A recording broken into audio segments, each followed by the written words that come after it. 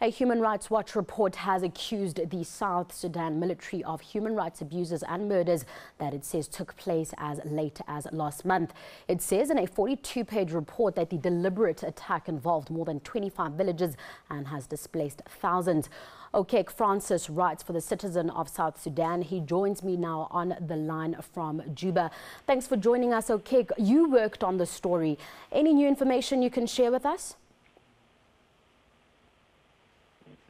Yeah, good evening.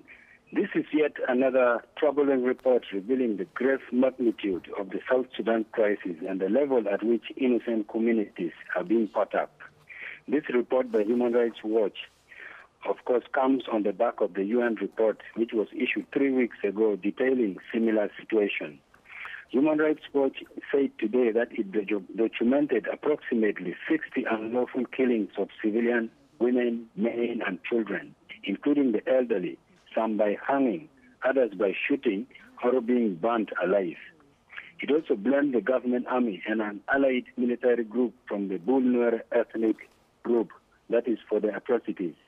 It said whereas some attacks happened during military confrontation with the rebels, others were deliberately done, in villages where civilians were got when the rebels' forces had pulled out.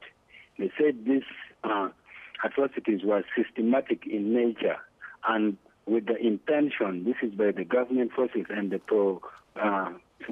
pro-government militia group, to displace the people. And it went on to describe it as a really shocking disregard for civilian life.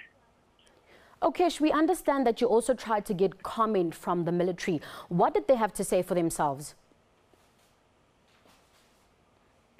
Yes, I tried earlier on to get a comment from the army spokesman, Colonel Philip Aguirre, but he said a comment would be made later on in the day, especially in the evening.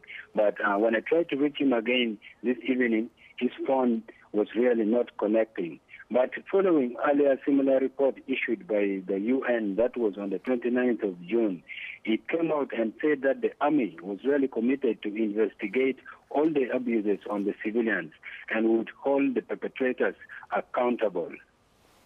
Now, Human Rights Watch has documented 63 cases of rape, including gang rapes and cases in which women were raped by multiple fighters. Any information on that so far? Exactly, there is really not yet much information about these issues of the 63 people, except what the Human Rights Watch report has come out with. But when we look at the situation generally, we realize that since the crisis started, there have been reports of people being, women being gang raped. That is, women being gang raped on basis.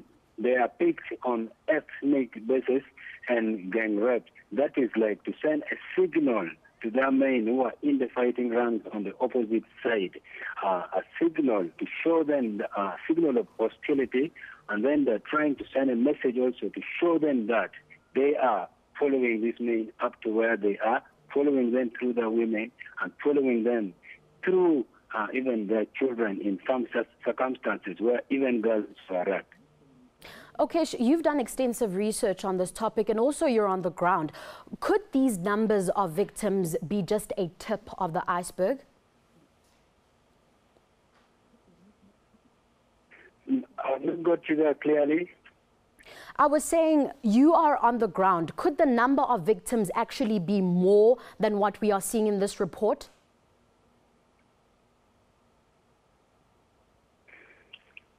Well, I'm really not getting you very clearly, but as we look at the situation right now, really in South Sudan, according to the reports coming out, the UN has been talking of violence in Unity State, which has now dislodged about 100,000 civilians. That was in early May, leaving 650,000 in desperate need of humanitarian aid.